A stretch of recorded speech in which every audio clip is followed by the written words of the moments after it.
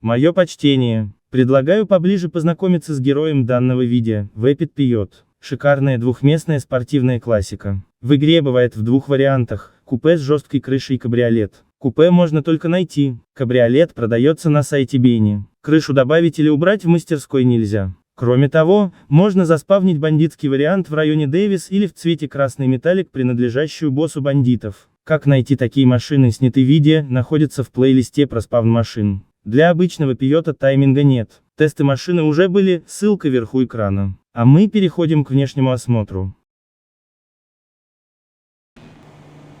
На капоте ничего интересного нет. Так, это любопытно. V10 означает V-образный двигатель на 10 цилиндров. Вторая часть надписи говорит о турбине. Сильно. Проверим, так ли это.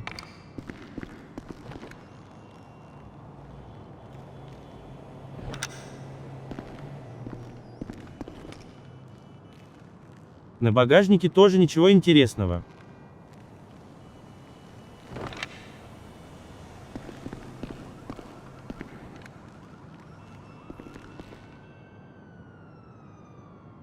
Диск частично закрыт колесной аркой, но все равно видно часть суппорта тормоза. Задние тормоза дисковые. Передние тормоза тоже дисковые. И на этом мы закончим осмотр. Классический задний привод у классической машины. Все прекрасно. Двигатель должен располагаться продольно. Переходим к теории.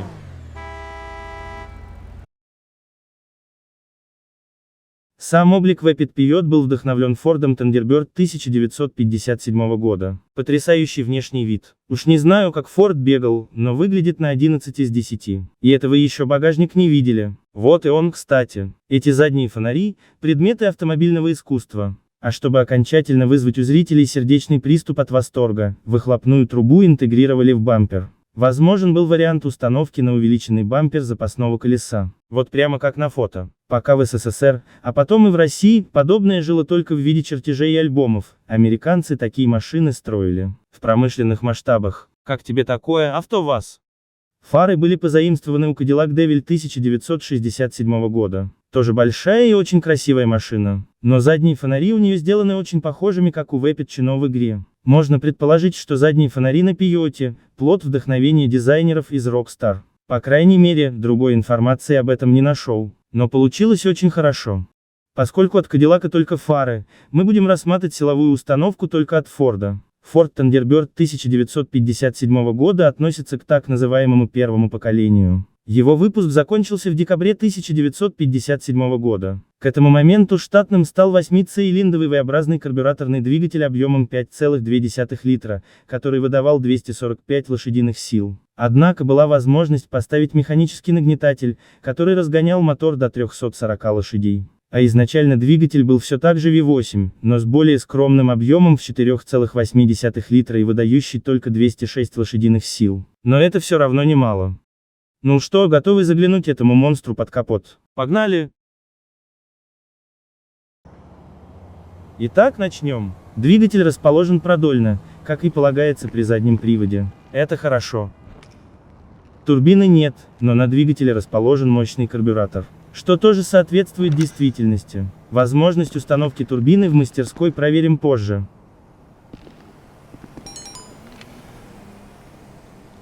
Но, увы, это не V10. Если посчитать место подключения проводки свечей зажигания, получается, по 4 с каждой стороны. Итого 8 цилиндров. 2 цилиндра подсобный посчитал лишними. Неприятно. Но опять же соответствует реально существующему автомобилю. Уже не понять, лайк ставить за аутентичность или дизлайк за обман с V10.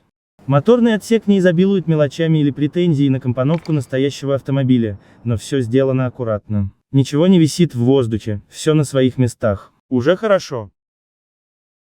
А вот и обещанный суперчарджер, то есть турбина с механической передачей от двигателя, ставится в мастерской в разделе «Капот». С турбиной не обманули.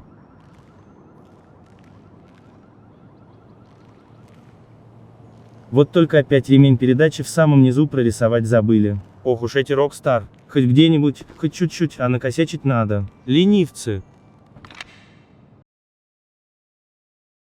Машина уроков получилась удачная. И дизайн на высоте, и под капотом все сделано аккуратно. С количеством цилиндров нас немного обманули, их 8, а не 10, как Шильдик заверял. Но есть и турбина, и правильное расположение двигателя. Есть дизайн и тюнинг. Люблю докапываться до Rockstar из-за мелочей, но сегодня делать этого не буду. Напомню и себе самому в том числе, что GTA — это не автосимулятор, а аркадная кооперативная игра с PvP, и для игры такого толка, сделанного с Vapid Piyot, вполне достаточно. Максималист во мне подождет другого случая спустить на роков кабеля. Думаю, долго искать повода не придется. А пока Rockstar молодцы.